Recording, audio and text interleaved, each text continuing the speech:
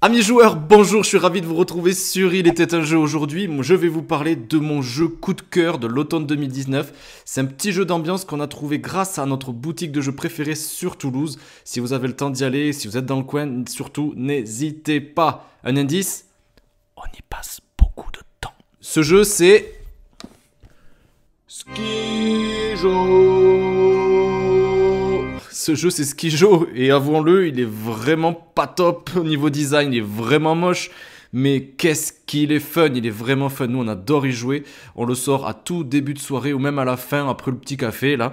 C'est typiquement le jeu qui chez nous a remplacé le Uno chez nos amis, ils en demandent, on en redemande. C'est quand on nous propose un petit Uno, je leur fais hey les gars, stop le Uno, on se fait un petit Skijo, ça vous dit ou pas? Ils sont toujours d'accord.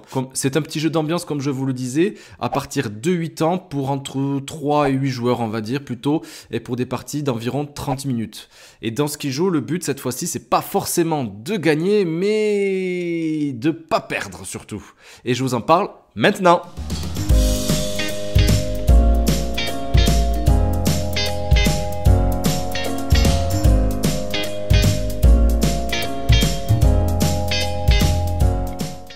Alors, comment ça se joue Skijo? Skijo, c'est un jeu d'intuition, de hasard et de hasard, hein, en fait. C'est vraiment que du hasard. C'est vraiment simple, il y a très peu de règles. Si vous savez jouer au Uno, vous saurez jouer à Skijo, vraiment. Le but du jeu, comme je vous l'ai dit en intro, c'est pas forcément de gagner, mais surtout de ne pas perdre. Déjà, pour commencer, il va falloir placer, comme je vous le montre ici, un plateau. Chaque joueur va placer devant soi un plateau de 12 cartes réparties en 4 colonnes de 3 cartes. Le but du jeu, ça va être de découvrir ces cartes et d'avoir le score cumulé le plus petit possible. Les cartes vont de -2 à 12, chaque catégorie sera représentée à peu près par une couleur pour qu'à la vue on puisse savoir déjà à peu près quelle carte on aura joué. Les cartes rouges sont typiquement les cartes les plus fortes et surtout celles qu'il faudrait ne pas avoir dans son jeu à la fin.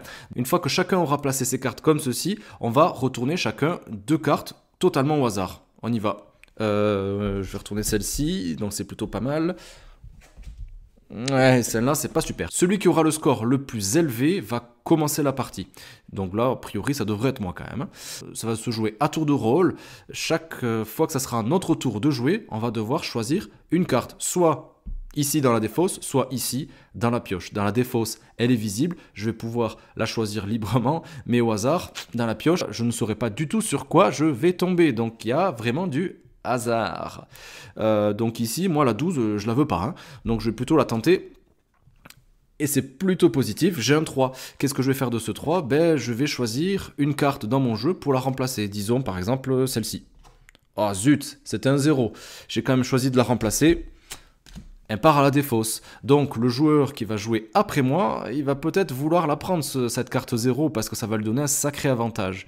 Et ainsi de suite. Et une fois qu'un joueur aura découvert l'ensemble de son plateau, la partie se termine. On finit quand même un tour de jeu pour que chacun puisse jouer à part égale et avoir le même nombre de tours de jeu. Et on va compter les points. Comme je vous l'ai dit en intro, le but c'est pas forcément de gagner, mais surtout d'avoir le score le plus petit, donc il faut pas perdre.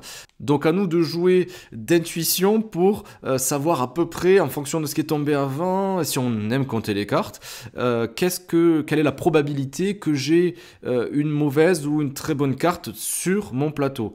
Bon, on va continuer peut-être par exemple pour voir ici. Là, le 0, ben, il m'intéresse plutôt, on va dire que je vais le prendre et je vais défausser ma grosse carte et la placer ici. On va continuer ainsi. Là, j'ai un 9. Le 9, ça reste quand même une grosse carte. J'ai le choix de ne pas la poser. Mais en échange, il faudra quand même que je dévoile une carte. Ça, c'est obligatoire. Donc, disons, voilà, ben, parfait. On va dire que je dévoile un nouveau 4. Il y a 2-3 spécificités, 2-3 règles quand même à connaître dans Skijo. La première, c'est que si je suis le joueur qui va retourner le premier son ensemble de cartes, donc qui va terminer le jeu, il faut absolument que je sois le joueur avec le score cumulé le plus petit. Parce que si j'ai pas le score le plus petit, eh ben, je vais doubler mon score à la fin. Ça va se jouer en plusieurs manches. Quand un joueur aura atteint le score 200 points, la partie se finit et celui qui aura le plus gros, celui qui aura atteint ou dépassé 100, ben, c'est le perdant. Donc ça serait vraiment dommage de doubler son score juste parce qu'on a voulu finir en premier. Une autre règle, ça va être l'élimination de cartes en ayant 3 cartes du même chiffre sur une colonne. Ici par exemple, j'ai un 4, 2, 4. On va tout tenter pour avoir un 4 ici. Si j'arrive à placer un 4, est-ce que c'est le 4 qu'il y a dessous ou est-ce que je vais chercher un 4 soit dans la pioche, soit le joueur avant moi aura défaussé un 4, je vais pouvoir défausser cet ensemble de cartes. Ici, je pioche un -2. -2, c'est la meilleure carte finalement. Ah ben zut, moi je vais jeter un -1, ça sera parfait pour le joueur d'après. On va continuer de jouer. J'ai un 4. Là, c'est vraiment bien de l'avoir. Moi, je vais la placer ici en échange de celle-ci. C'était un 5, ça me va. Mais surtout, j'ai fait ma colonne de 4. Je la défausse et mon plateau ne sera plus représenté par 12 cartes, mais seulement par 9. Et ça, c'est cumulatif, c'est-à-dire que je peux très bien avoir un plateau de 6, un plateau de 3, voire, on ne sait jamais, un plateau de 0. Pour l'instant, ça ne nous est jamais arrivé, mais sait-on jamais parce qu'on y joue très souvent. À chaque manche, on comptabilisera le nombre de points, négatif, positif. Et le premier joueur qui aura atteint 100 points sera le loser, sera le perdant. Et la partie se finit. Donc celui qui aura le score cumulé le plus petit, il sera gagnant à Skijo. Voilà, je pense que vous avez tout ce qu'il faut pour débuter et continuer à jouer à Skijo. Vraiment, c'est un jeu à pas rater, hein. Surtout, n'hésitez vraiment pas, c'est un petit jeu d'ambiance.